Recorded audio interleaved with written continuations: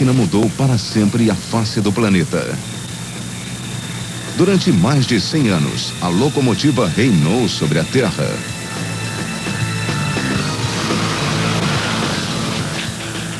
Os ingleses construíram, na Índia, uma ferrovia que sobe pela montanha e chega a 2.000 metros de altitude.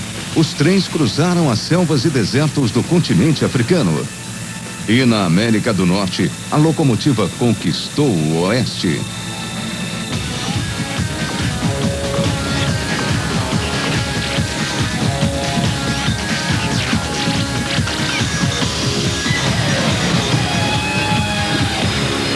Super máquinas. Monstros de metal. Pode parecer que nós vivemos na era do jato, mas o transporte de cargas no mundo todo ainda atravessa continentes a reboque das locomotivas. Embora a idade de ouro das Marias Fumaças seja coisa do passado, o futuro de pelo menos alguns desses fascinantes exemplos de tecnologia está garantido, graças a uns poucos indivíduos muito ricos.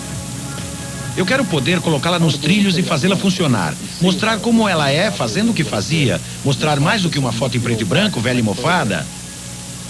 Para essas pessoas, a locomotiva a vapor é a verdadeira super máquina. Bom, eu já estive no controle de praticamente todas as máquinas que o homem já inventou, exceto o submarino atômico. E nada chega sequer perto da emoção e do conhecimento necessário para fazer a 614 funcionar direito. Nem todas as locomotivas a vapor são peças de colecionador. Em algumas regiões do mundo, elas ainda são uma parte crucial do sistema de transporte.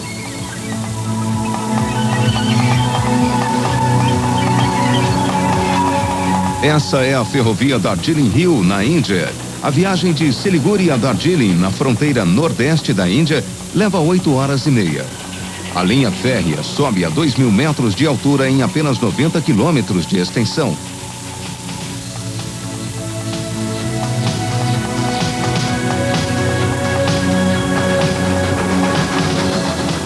A notável maquininha tem que manobrar em 906 curvas, agarrando-se às encostas.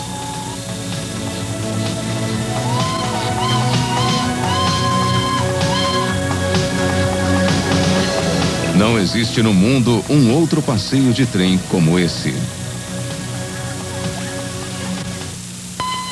Todas as manhãs, às 7 horas e 30 minutos, o trem sai da estação de Siliguri.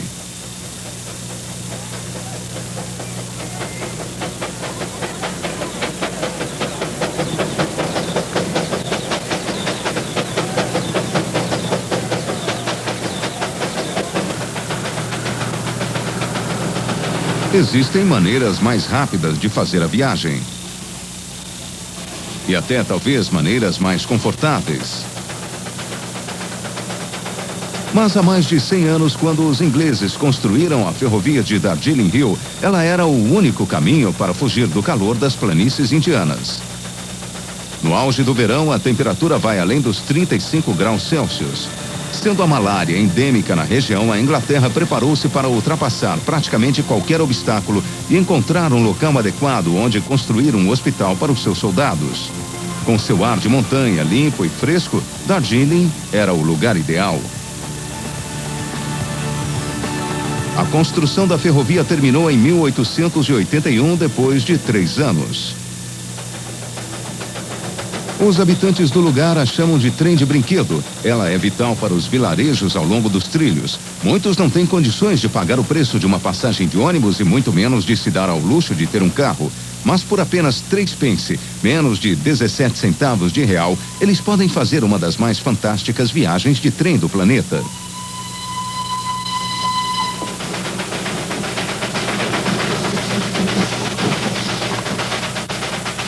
No começo da longa subida, o trem atravessa uma densa floresta. Essa incrível locomotiva, construída há mais de 70 anos, precisa de 6 homens para funcionar. Além do maquinista e do foguista, o trem tem 2 areeiros, um guarda-freios e um fornalheiro. O carvão fica armazenado acima da caldeira. Ali, o fornalheiro se acomoda para quebrar as pedras em pedaços menores o suficiente para caber na minúscula fornalha, onde eles são colocados com pás em miniatura. Essa é a maior inclinação que um trem consegue aguentar. Só existe uma outra ferrovia mais íngreme no planeta, mas ela usa o sistema de cremalheira como o de uma montanha-russa. Os dois homens empoleirados na frente jogam areia nos trilhos para dar aderência suficiente às rodas. Cada vagão tem o seu próprio conjunto de freios que o sexto homem opera pulando para cima e para baixo.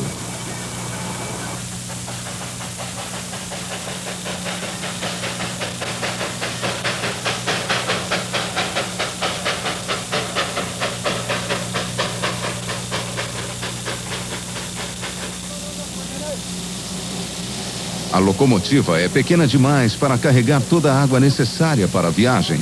O trajeto é tão íngreme que o trem faz 12 paradas para reabastecer.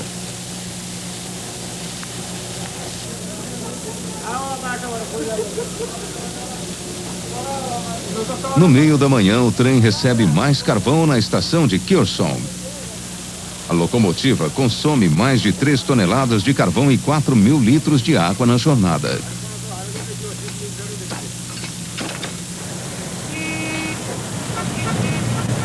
Kyorsong é a maior cidade desse percurso. O trem atravessa a rua principal e sempre provoca um congestionamento.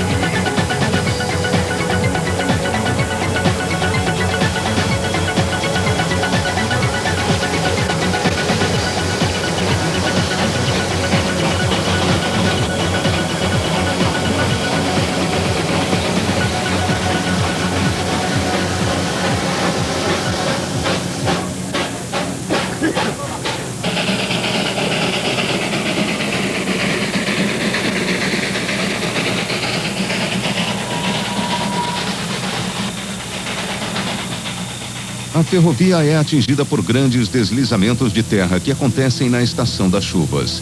Trechos dos trilhos chegam a ser totalmente arrancados pelas águas, fechando o trajeto durante meses. O custo dos reparos aumenta a cada ano, ameaçando o futuro dessa linha férrea. Mas essa ferrovia é uma peça histórica tão valiosa que o governo indiano solicitou às Nações Unidas que ela receba o status de patrimônio da humanidade. Dessa forma, seu futuro estaria garantido, pois ela seria equiparada a monumentos como o Taj Mahal.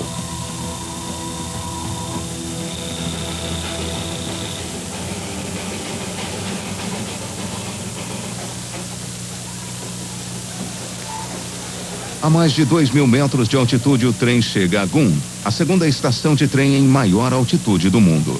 Somente uma estação nos Andes, no Peru, é mais elevada.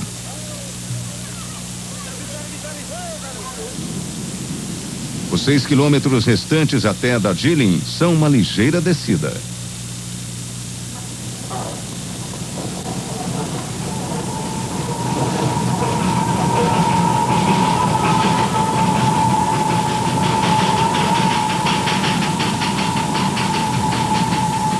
Um quilômetro e meio depois de Gun, o trem aproxima-se do anel de Batásia. Aqui os trilhos fazem um círculo completo.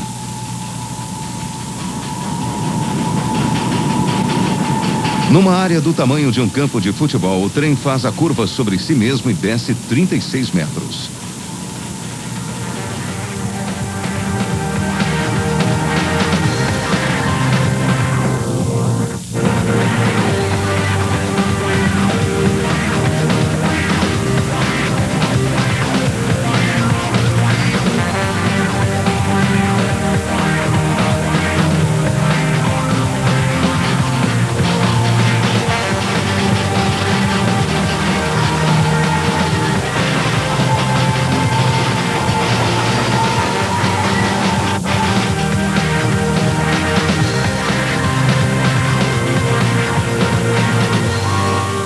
Quando o trem faz a última curva, surge a maior cadeia de montanhas do mundo, o Himalaia. Depois de 8 horas e meia, o trem chega à estação de Darjeeling.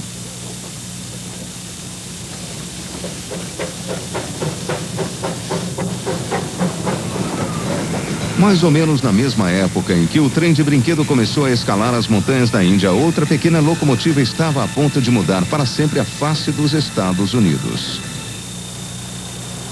Poucas imagens trazem à lembrança uma era passada tanto quanto essa. A Eureka é uma das centenas de locomotivas que ajudaram a construir um país. Antes da era das locomotivas, os Estados Unidos eram uma vasta região selvagem. As distâncias eram tamanhas e as viagens por terra eram tão perigosas que só os muito corajosos se arriscavam para o oeste. A maioria das pessoas nunca havia se afastado mais de 30 quilômetros de casa. Locomotivas como a Eureka mudaram tudo isso. O advogado de Las Vegas, Dan Markoff, é o proprietário e há 15 anos vem cuidando dessa máquina singular. Todos os anos, Dan traz a sua preciosa carga a Durango, no Colorado, para que ela rode na ferrovia de bitola estreita entre Durango e Silverton. A Eureka foi construída em 1875 pela Baltimore Locomotive Works da Filadélfia, na Pensilvânia. Ela fazia o trajeto da ferrovia Eureka Palisade, que tinha bitola estreita e ficava ao norte na região central de Nevada.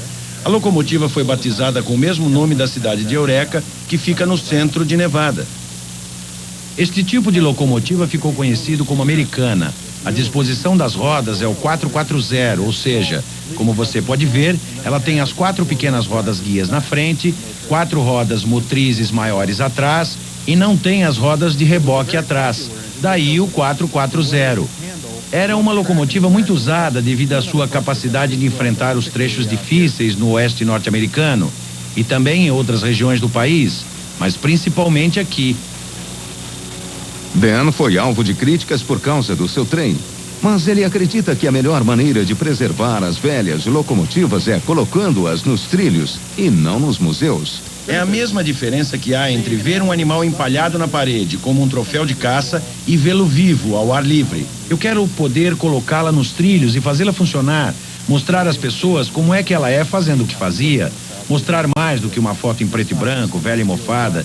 Eu quero que todos vejam a beleza dessas peças de maquinário e saibam como elas ajudaram a construir o nosso país.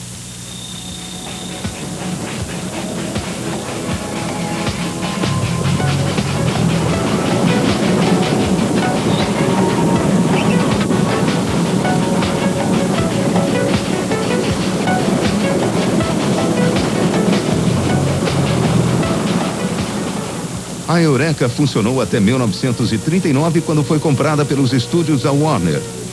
Dan a comprou em 1985, depois que ela sofreu graves avarias no incêndio.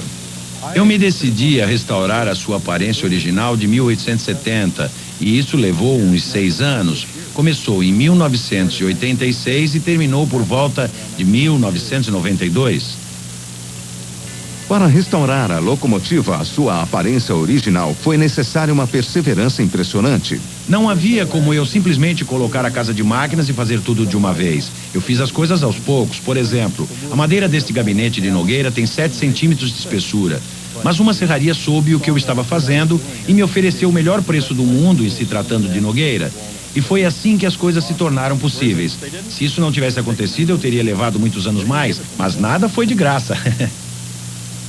Outro problema que Dan enfrentou foi que algumas peças da locomotiva não existiam mais. Faróis dianteiros a óleo são obviamente coisa do passado. Conseguir um é muito difícil.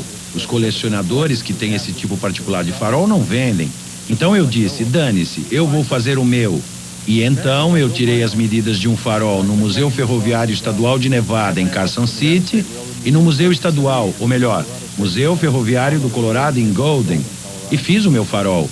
É interessante, porque você tem aqui um equipamento do século XIX, cujo refletor do farol foi torneado pelo mesmo homem que torneou os motores do ônibus espacial. Dan Markoff não pretende vender a Eureka por dinheiro nenhum. Ela não está à venda. Ela não tem preço. Ela é um pedaço da nossa história. Não se vende a Constituição, não se vende a Declaração da Independência, não se vende o USS Constitution. Ela é parte da história de Nevada e eu quero que ela continue assim e não seja apenas um objeto à venda. No final do século XIX, a construção de ferrovias em todo o mundo estava no auge. Nenhum desafio da engenharia era grande demais. Até o coração da África tornou-se destino num horário de trem.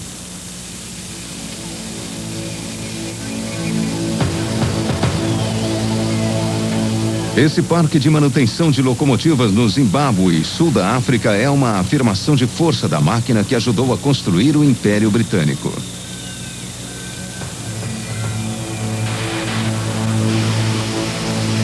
Ele é um dos últimos galpões de manutenção de locomotivas a vapor no mundo.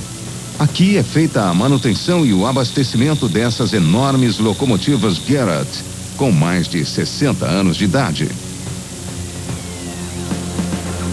Embora aqui não se construam máquinas a vapor, os funcionários têm o conhecimento necessário para manter as locomotivas funcionando dia e noite.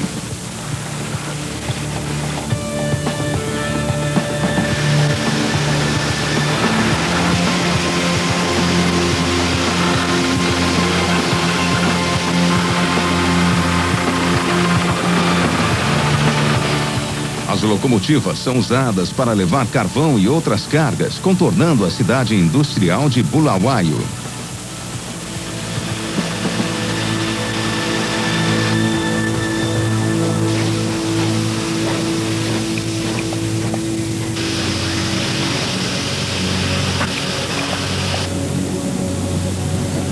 Mas há uma linha de passageiros que ainda é feita por uma dessas locomotivas.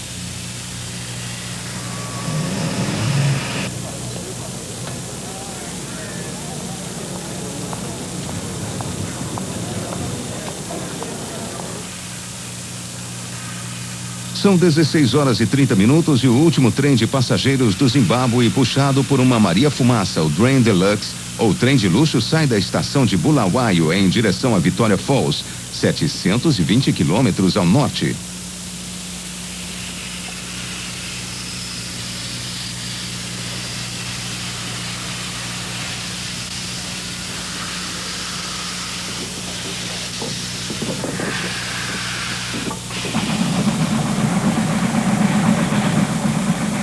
Os trilhos atravessam algumas das áreas mais inóspitas do planeta.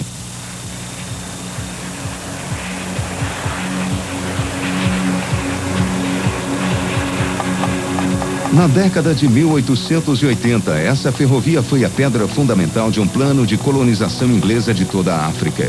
O governador-geral na época, Cecil Rhodes, sonhava com uma ferrovia que ligasse a Cidade do Cabo ao Cairo. A linha férrea nunca foi terminada e essa ferrovia é parte do que restou daquele sonho. Uma ferrovia que atravessa as matas africanas tem seus problemas específicos. Um dos problemas de rotina da ferrovia entre Bulawayo e Victoria Falls é que o trecho atravessa reservas de vida selvagem. E nessas reservas há muitos animais de grande porte, principalmente elefantes. E na média, é comum que, num ano, o trem atinja de 20 a 22 elefantes. Ocasionalmente, atingir um elefante pode causar um descarrilamento. Felizmente, quando explicamos aos turistas que o atraso aconteceu porque havia um elefante na linha, parece que isso faz muito mais efeito do que as justificativas de atraso das ferrovias europeias.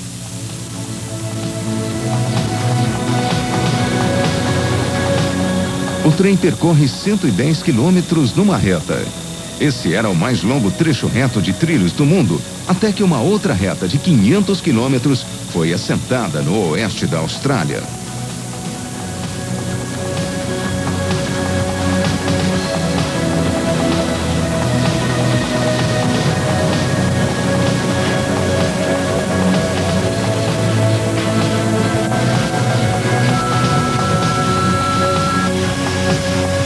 Às 18 horas e 30 minutos, o trem chega à estação de Det para uma parada durante a noite.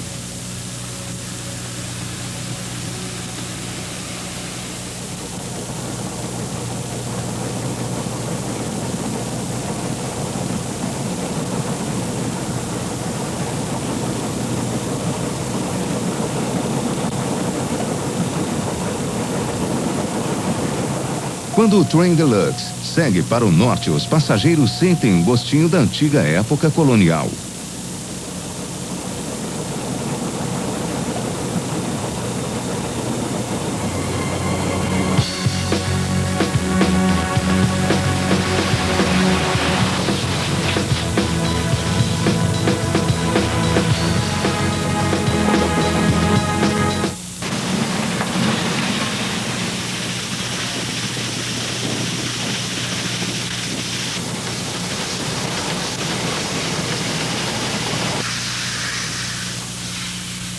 e 24 horas depois de sair de Bulawayo, o trem chega à estação de Victoria Falls, a apenas 1 quilômetro de um dos lugares mais impressionantes da Terra.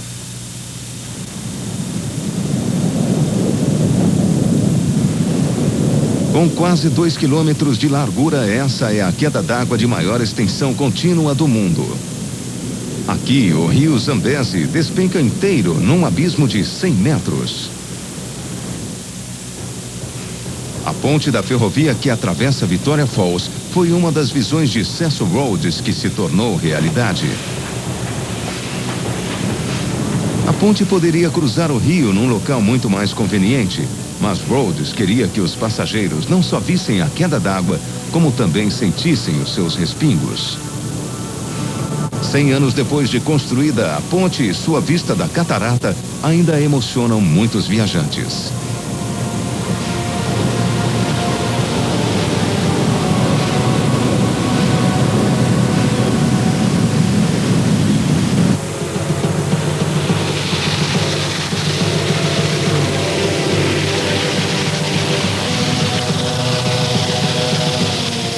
A locomotiva a vapor dominou a paisagem norte-americana até a década de 50. A Chesapeake and Ohio 614 é a locomotiva a vapor mais avançada do mundo e foi a última construída nos Estados Unidos. Para ter e operar uma dessas enormes máquinas hoje seriam necessários recursos quase ilimitados. Durante 30 anos, Ross Rowland foi investidor no mercado futuro de commodities na Bolsa de Nova York e lá ele ganhou dinheiro suficiente para investir no seu único amor de verdade. A Chesapeake and Ohio 614 foi a última locomotiva a vapor construída nos Estados Unidos a transportar passageiros numa linha tronco. Ela foi construída em outubro de 1948 pela Lima Locomotive Works, em Lima, Ohio. Entre os 3 maiores fabricantes de locomotivas a vapor dos Estados Unidos, a Lima era a melhor. Ela construiu o Cadillac das máquinas a vapor e a 614 era a última palavra. Ela foi a última a ser construída. Ela tem todos os refinamentos do que se aprendeu em 120 anos de engenharia empírica, toda construída sobre mancais de rolamento, feita para rebocar trens pesados de passageiros e de cargas pela ferrovia Chesapeake and Ohio. Ela chega a 200 km por hora, são 34 metros de comprimento e 5 metros de altura, e ela pesa 434 toneladas.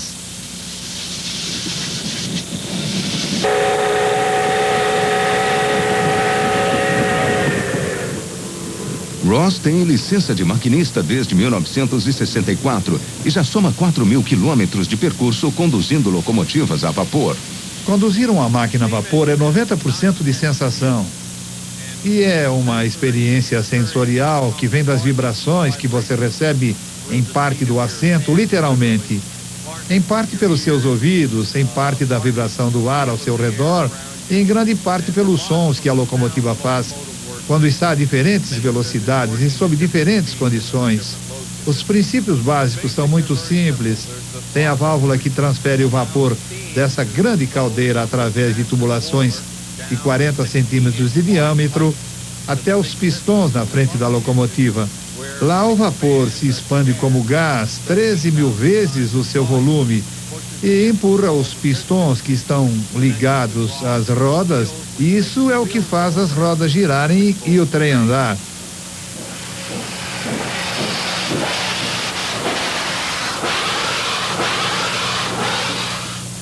A segunda peça mais importante é a alavanca de inversão, que é o câmbio da locomotiva. Reta assim, na vertical é o ponto morto. Totalmente para a frente é a marcha lenta à frente. Totalmente para trás é a marcha lenta a ré. Ela interrompe a entrada de vapor a diferentes percentagens da batida do pistão.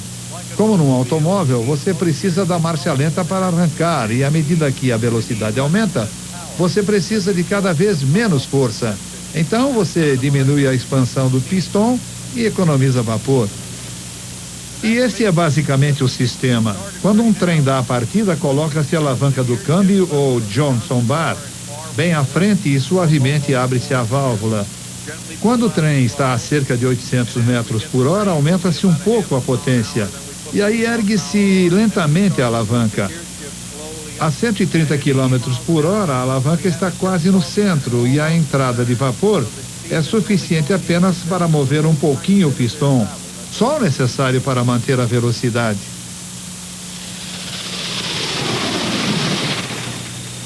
Ross comprou a locomotiva em 1974 e durante mais de 18 meses supervisionou a sua restauração com uma equipe de 15 mecânicos profissionais e 100 voluntários. Com um custo de $1,5 milhão, a locomotiva foi totalmente reconstruída.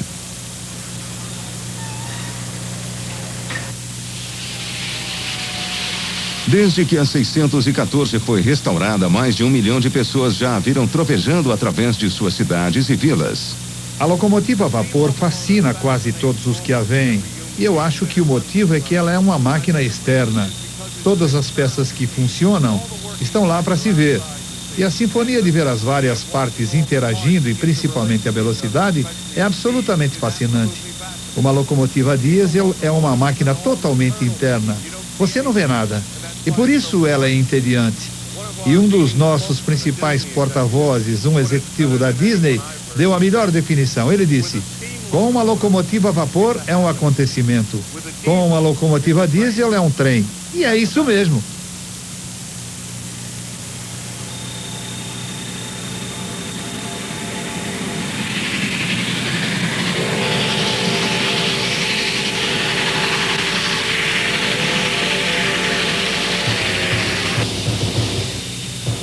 Se olhar uma locomotiva a vapor já causa tanta emoção, conduzir uma deve ser uma experiência incrível.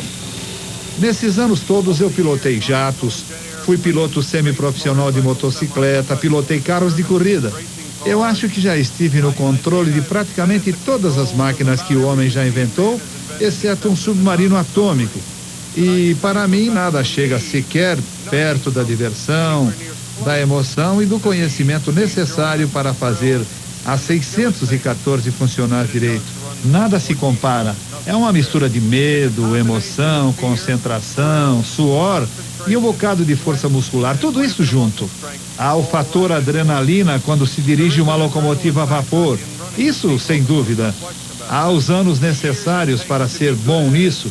Saber que você tem 5.000 cavalos de força sob seu comando, se você tiver a habilidade de se comunicar com a máquina com a sua mão. Por exemplo, nós podemos mover um trem de passageiros de 20 vagões em 5 centímetros e parar suavemente. Ou podemos chegar a 160 quilômetros por hora. E o desafio de fazer isso bem feito sempre esteve comigo e fica melhor a cada dia.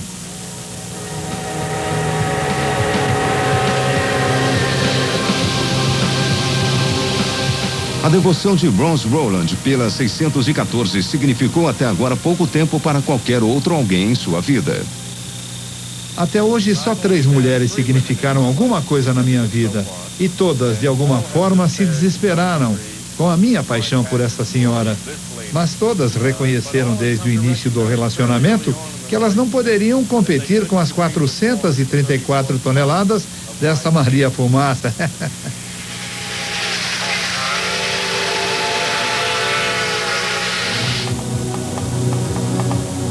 Essa é uma das ferrovias mais espetaculares e famosas do mundo. A linha da Canadian Pacific entre Montreal e Vancouver, que chega a quase 5.000 quilômetros. Construir uma ferrovia tão longa é uma conquista em qualquer era, principalmente cruzando obstáculos como as montanhas rochosas. Mas quando o futuro do seu país está em jogo, até o impossível se consegue. Quando o Canadá tornou-se independente da Grã-Bretanha em 1867, o país tinha apenas as 4 províncias orientais. O primeiro-ministro acreditava que, se quisesse sobreviver e competir com os Estados Unidos, o Canadá teria que se expandir para o oeste. Mas não havia como ir do leste para o oeste. Como condição para integrar o Canadá, as autoridades da Colômbia Britânica exigiram que uma ferrovia fosse construída atravessando as Montanhas Rochosas.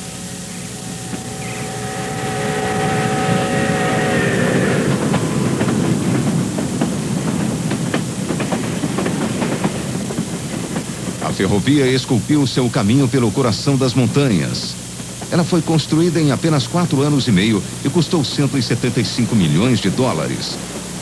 Em 1886, ela estava pronta, 6 anos antes do previsto.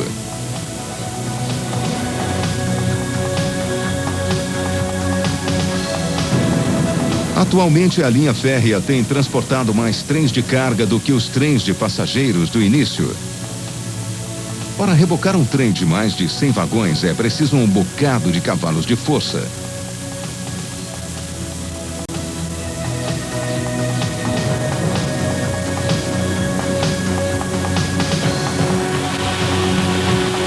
Aqui em Calgary, as locomotivas diesel de uma nova geração estão sendo montadas. Fabricadas pela Canadian Pacific, essas são as locomotivas mais potentes do mundo. Elas têm 25 metros de comprimento, 5 metros de altura e rebocam 5.000 toneladas a uma velocidade máxima de 120 quilômetros por hora. As máquinas geram 6.000 cavalos de força e têm capacidade para 26.000 litros de combustível. Cada locomotiva leva 4 semanas para ser construída e custa mais de 2 milhões de dólares.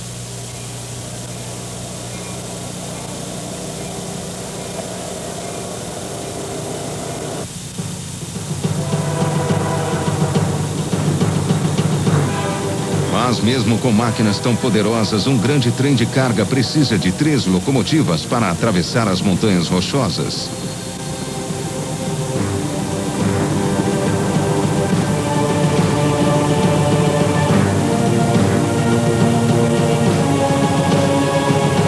A locomotiva principal lidera o comboio com o maquinista a bordo. Em seguida vem a segunda locomotiva. No meio, depois de 50 vagões, vem uma terceira locomotiva operada por controle remoto. O gigantesco trem precisa de apenas 2 pessoas. O maquinista é o chefe. O condutor acompanha o progresso do trem e substitui o maquinista em caso de necessidade. Você começa de baixo sendo guarda-freios ou condutor. Mais tarde, você entra num programa de treinamento para ser um maquinista, o que geralmente leva até 1 ano. E são cerca de 3 meses de aulas teóricas e no restante são aulas práticas. Você trabalha com os maquinistas nas várias subdivisões até estar pronto para receber a qualificação. Esse trem de mais de 2 quilômetros de comprimento e 14.000 toneladas de peso está indo para Vancouver. Os vagões de grãos são imensos. Cada um tem produto suficiente para encher 4 caminhões grandes. Quando sai de Banff, o trem sobe firme até a passagem de Kicking Horse, onde a ferrovia atravessa as Montanhas Rochosas. De um lado da cadeia de montanhas, os rios correm para o Atlântico. Do outro, eles correm para o Pacífico.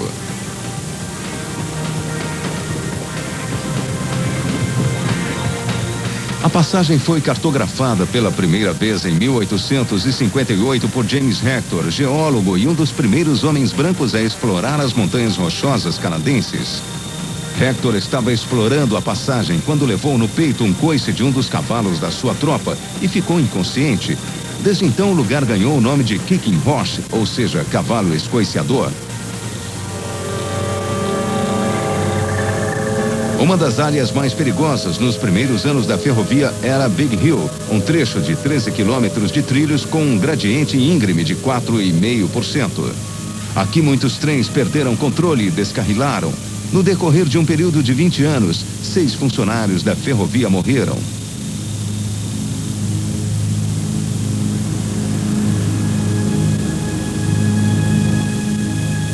Canadian Pacific foi forçada a pensar no meio mais seguro de levar os trens ao outro lado das montanhas. Essa foi a solução. Pode parecer que são dois trens em direções opostas, mas é o mesmo trem passando por um túnel em espiral. Dois túneis atravessam as montanhas como saca-rolhas. Esse chama-se Pretzel. Tem 1 quilômetro de comprimento e sua saída fica 17 metros abaixo da entrada. Embora perfuratrizes mecânicas movidas a vapor tenham sido usadas, a maior parte do trabalho foi feita com músculos e suor. Os túneis foram concluídos em 1909, depois de 20 meses de trabalho realizado por 1.000 homens. É uma experiência única porque você entra profundamente num túnel, faz a volta e sai abaixo do local por onde você entrou. E você olha e há um trem acima de você, que é o seu próprio trem. Você faz uma volta completa.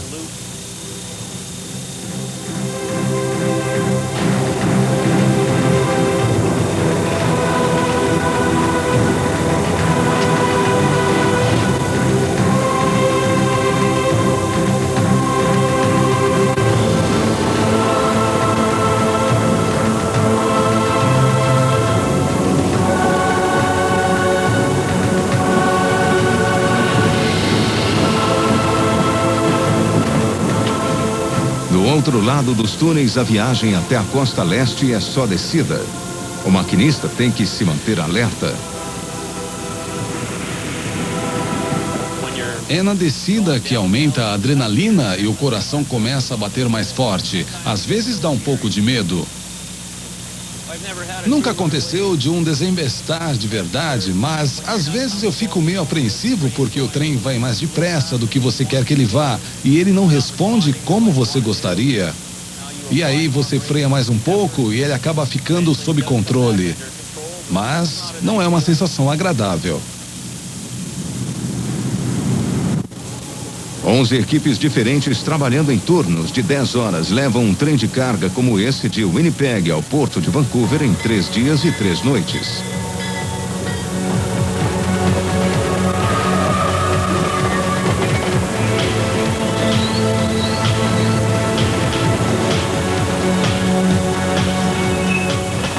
É muito gratificante quando você chega ao destino, você conseguiu levar a carga da origem até o destino e o estado ou o país precisa que transportemos essas cargas.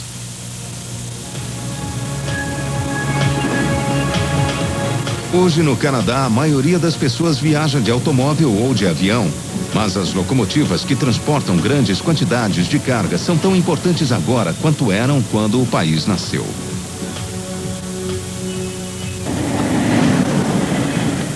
Pouca gente quer colecionar velhas locomotivas diesel enferrujadas, mas há quem veja beleza em todas as locomotivas.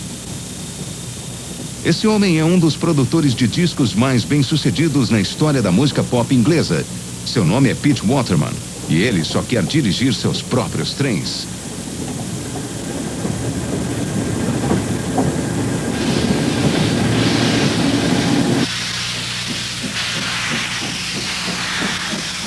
Pete Waterman tem uma das maiores coleções de locomotivas do mundo e foi dono de uma das mais famosas locomotivas a vapor da história, a Flying Scotsman, além de outras não tão bem-sucedidas.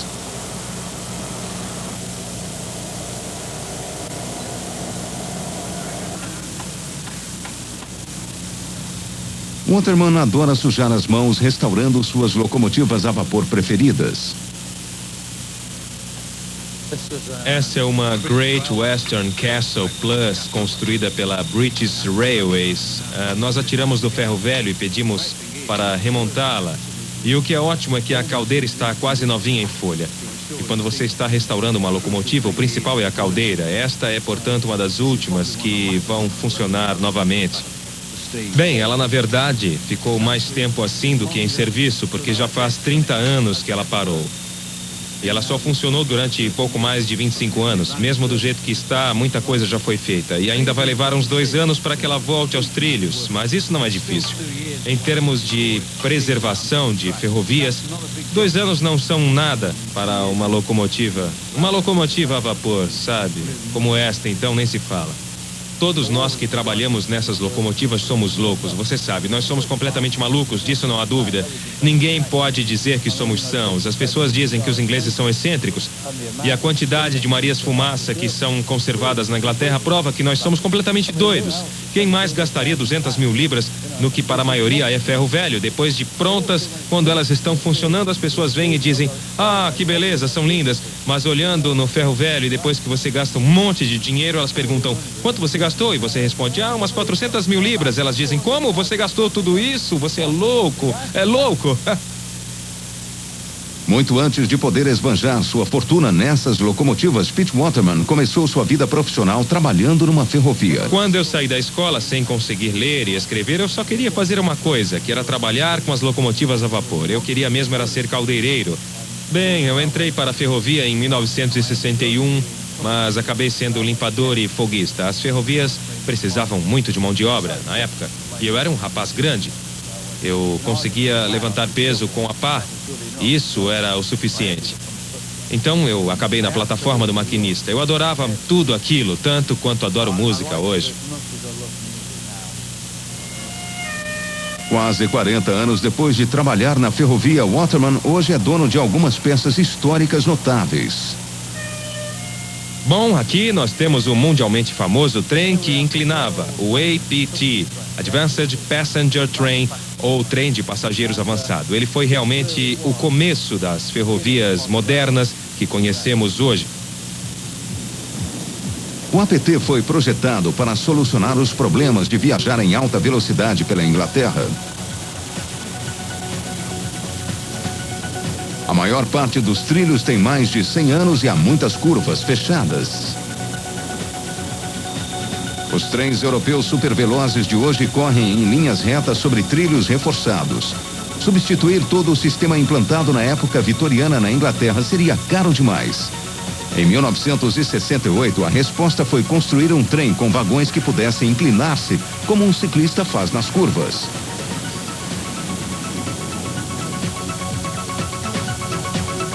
Com essa tecnologia anos à frente do seu tempo, o APT pôde usar os trilhos já existentes e chegar a até 250 km por hora.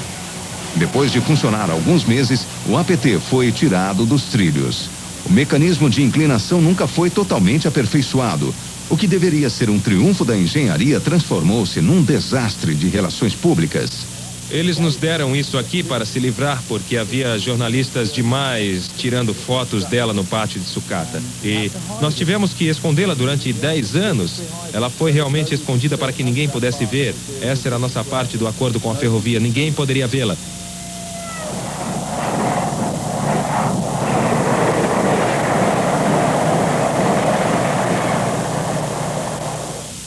Já essa locomotiva não teve esse tipo de problema ou qualquer publicidade contrária. A locomotiva mais famosa do mundo, a Flying Scotsman, fez durante algum tempo parte do acervo de Pete Waterman. O interesse pela locomotiva era tamanho que ela atravessou o Atlântico para rodar nos Estados Unidos. Mas ser dono de uma locomotiva tão famosa pode ser uma dor de cabeça, mesmo que você a tenha apenas pintado novamente da cor original. Quando nós restauramos a Flying Scotsman com as cores da British Railway no final da década de 50 e início da de 60, recebemos cartas desaforadas, mas desaforadas mesmo, e até de vigários. As pessoas cuspiam em nós, não falavam conosco, porque era um pecado inominável pintar a locomotiva com as suas cores corretas, porque ela nunca havia sido verde maçã como foi preservada. Eu recebi uma carta de alguém que me acusava de ter destruído a verdadeira Flying Scotsman, de ter colocado uma impostora no lugar. Foi uma coisa simplesmente irreal. Depois de 2 anos tumultuados, Pete resolveu vender a locomotiva antes que o desgaste de trabalhar com uma estrela desse porte fosse demais. Mesmo para um homem que já trabalhou com as maiores estrelas. Olha, eu já trabalhei com todos os grandes astros do rock: McCartney, Elton John, Rod Stewart, Muddy Blues, Springsteen, Spielberg. todos são vidrados em ferrovias. E quando eles entram no meu escritório e veem todos os trenzinhos de brinquedo, é só sobre isso que eles querem falar. Eles não querem falar de rock. E quando eles ficam sabendo que eu tenho as originais, todos eles pedem: você se importa se a gente der uma voltinha um dia desses longe do público, sabe? Quando escreverem o obituário de Pete Waterman, ele não quer ser lembrado pela música. Eu acho que gostaria que fosse pelos trens, porque quando eu tinha 14 anos de idade, eu olhava essas coisas e nunca imaginei que elas, que são parte da nossa herança cultural, seriam minhas. E isso é uma verdadeira honra. 40 anos depois, você não é um garoto numa plataforma, você é o garoto que é dono da plataforma. Isso é alguma coisa, é diferente, sabe? As locomotivas mudaram a nossa maneira de viver. Elas mudaram o mundo. E para muitos, o trem ainda é a melhor maneira de viajar.